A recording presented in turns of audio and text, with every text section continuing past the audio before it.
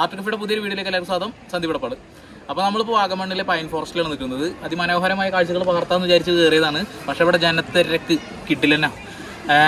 ഇതിപ്പോൾ ഓപ്പൺ ആക്കി എന്ന് പറഞ്ഞപ്പോൾ തന്നെ ഒരുപാട് ജനങ്ങളുണ്ട് കയറി വന്നിട്ടുണ്ട്.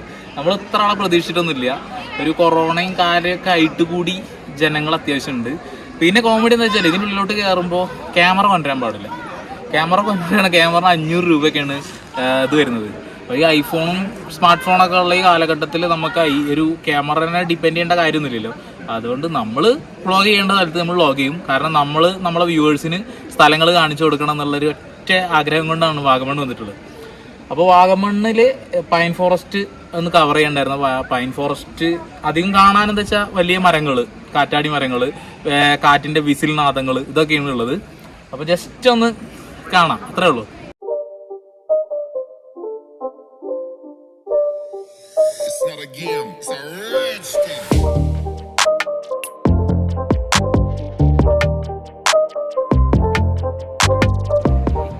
കാറ്റിൻ്റെ ഒരു ശബ്ദം നമുക്ക് ശരിക്കും ഇവിടെ കേൾക്കാൻ കഴിയും. പക്ഷേ ഇവിടെ ജനത്തിരക്ക് കാരണം അവരുടെ ശബ്ദം അതിനെ കവർ ചെയ്തുകൊണ്ടിരിക്കുകയാണ്.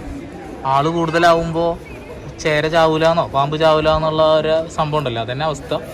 ആരും കുറ്റം പറയാൻ പറ്റില്ല. കൊറോണക്ക് ഒന്ന് മാറി ശമനം കൊറോണക്ക് കിട്ടി, നാട് കാണാൻ ആളുകൾ വരുന്നു, ഇത്ര തന്നെ. നമ്മൾ ഈ വാഗമണ്ണ് ഈ ഒരു എന്താ പറയുക പൈൻ ഫോറസ്റ്റിലോട്ട് വരുന്ന വഴിയിൽ നമ്മളെ വലതു ഭാഗത്ത് നമ്മളെ കാത്തിരിക്കുന്നത് ഒരു ഉത്സവ പ്രതീതിയാണ്. അതായത് സുവനീറുകൾ, അതേപോലെ ടോയ്സ്, പിന്നെ ഇവിടെ തന്നെ ഉണ്ടാക്കുന്ന ചോക്ലേറ്റും മറ്റു കാര്യങ്ങളൊക്കെ ഉണ്ട്.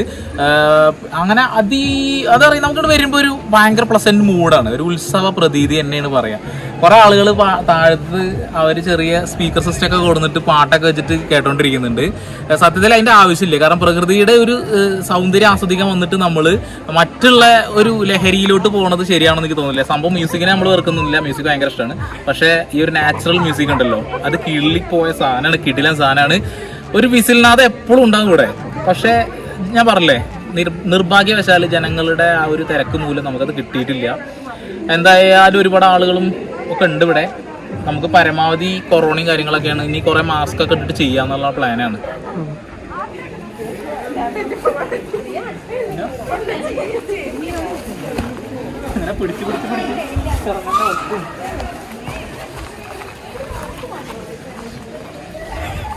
ഇങ്ങനെ നിൽക്കണം. ഓരോ പോസ്റ്റാണ് നമ്മൾ ഓരോ മരം കേന്ദ്രീകരിച്ച് ഇറങ്ങുകയാണെങ്കിൽ പ്രശ്നം ഉണ്ടാവില്ല. അങ്ങനെ വന്നിട്ട് ജും ഇങ്ങനെ പിടിച്ച് നിൽക്കുക.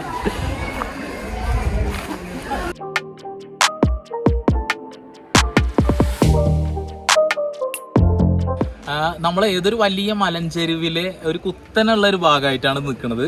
ഇപ്പം ഈ പൈൻ ഫോറസ്റ്റ് ശരിക്കും കണ്ടാൽ തന്നെ അറിയാം ആരോ പ്ലാൻ ചെയ്തതാണ്. കറക്റ്റ് കൃത്യമായ നേർരേഖകളിലാണ്. എവിടെ നിന്ന് നോക്കിയാലും ഒരൊറ്റ നേർരേഖയിലായിട്ട് എന്താ പറയുക മരങ്ങൾ കാണാൻ കഴിയും. നല്ല വൃത്തിയിലാണ് ഇത് പ്ലാൻ ചെയ്തിട്ടുള്ളത്. അത് കൂടാതെ കുറച്ച് ഡേഞ്ചർ ആട്ടോ. ഇതിന് ഈ ഇലകൾ കൊഴിഞ്ഞു. ഇലകൾ എന്ന് പറഞ്ഞിട്ടുണ്ടെങ്കിൽ ഇമ്മാതിരി പുല്ലുകളാണ്.